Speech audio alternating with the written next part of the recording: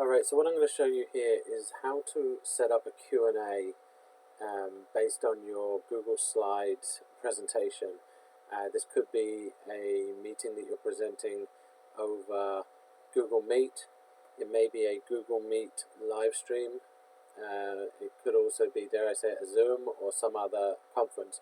The key is that Google Slides has a really good feature for handling Q&As with your audience.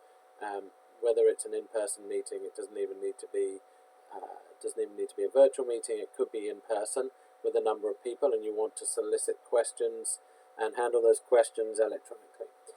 So what I'm going to show you is how we're going to go about this.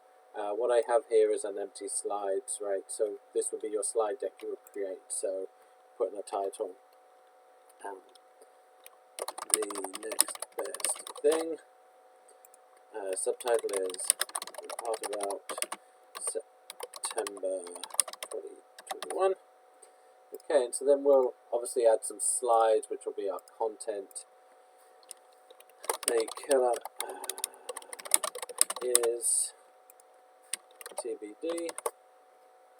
Okay, and we're going to go through our presentation, and then we may get people to submit questions as we go through.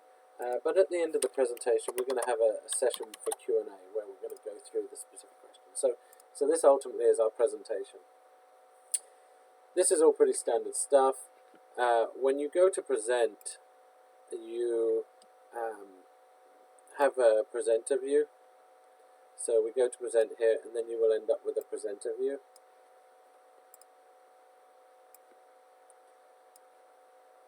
Give me a second here so that I can also show you what that looks like.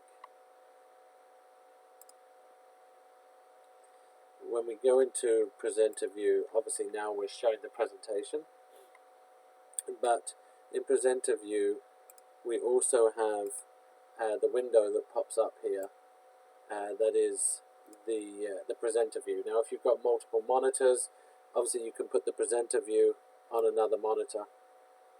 But I'm going to just show you this here.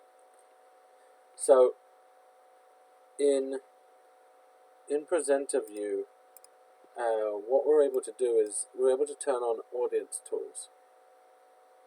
Okay, so with audience tools here, we're able to start audience tools. Now, audience tools enables us to allow the audience to interact. It's going to allow them to interact through a URL, and that URL is based on the event that we just created. So first off, if we're within a workspace domain, if our users are potentially public or outside the domain, we need to set the permission accordingly. So in this drop-down list here, this is the specific domain, the workspace domain. We need to specify here anyone. So this is going to allow audience members outside of our domain, so in other words they don't have an account within our workspace domain, to be able to interact. So what we now have here is, as you can see, a URL.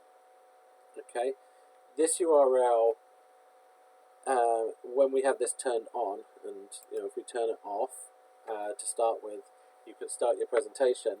But when we turn it on, what you'll see is that the ask a question is now displayed at the top of the slide. And this is displayed at the top of every slide. So if I navigate through the deck of slides here, you'll see it appears at the top. So if you're kicking off your presentation and you want people to be able to ask questions throughout the presentation, you have it turned on at the beginning. Okay.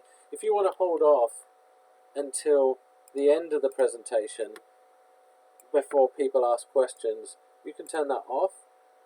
You can go through your presentation, you get to the end, and you can say, okay, if you have any questions, you can go ahead and ask your questions there, and then at that point people would start asking the questions. Okay, so what I'm going to do, I'm going to take this web link and I'm going to navigate to it. If you just bear with me a moment. And what you can see here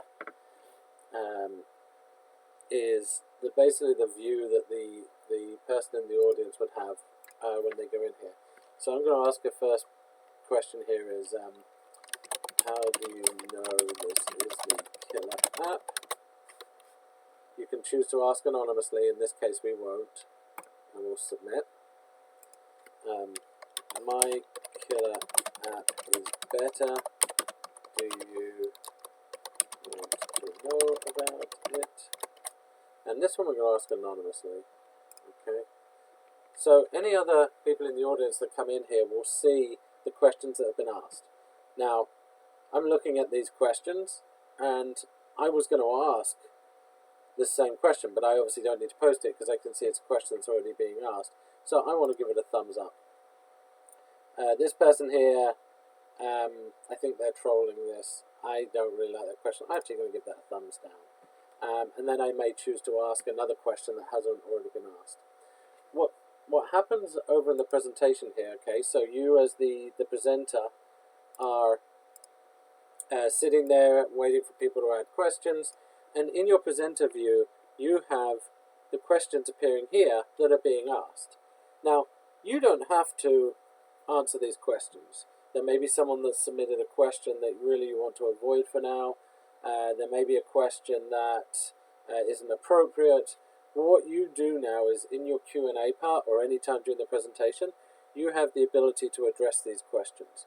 So the first question is here, I'm going to hit present, and what you will see is the question then gets displayed over the slide along with the person or the profile of the person that asked it.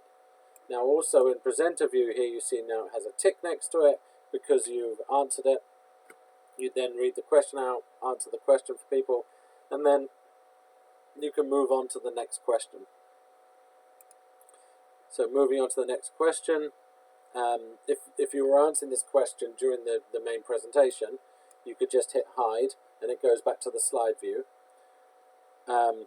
Or if you're presenting it and you want to move to the next question, simply hit present and now the question will be replaced. And again, in the case of a question being asked anonymously, instead of it showing the person's name that asked the question, it's just showing anonymous here. So I hope you see this is a really useful tool. Just as an aside, if you're giving out this link to ask questions in advance, let's say you're arranging this meeting, you've given the link to the meeting, and you want to provide this link in advance, what actually happens is this gets maintained across presentations. Okay, so if I close the window, if I stop the presentation, and then if I go back in to present and presenter view, okay, what you'll see here is when we go to audience tools, you can do continue recent or you can start new. If you start new, it will give you a new URL. So if you set this up in advance, you've shared the URL for a Q&A in advance, do continue recent. Okay, it was started here by me. We're then going to do continue, and you'll notice the URL is the same, and we'll kick it off from where we were at. So hopefully this is useful for you. Again, it's a really useful tool that's in slides that some people don't even realize is there, but it really helps streamline and facilitate meetings when you have a larger audience. Alrighty, hope this helps. Take care.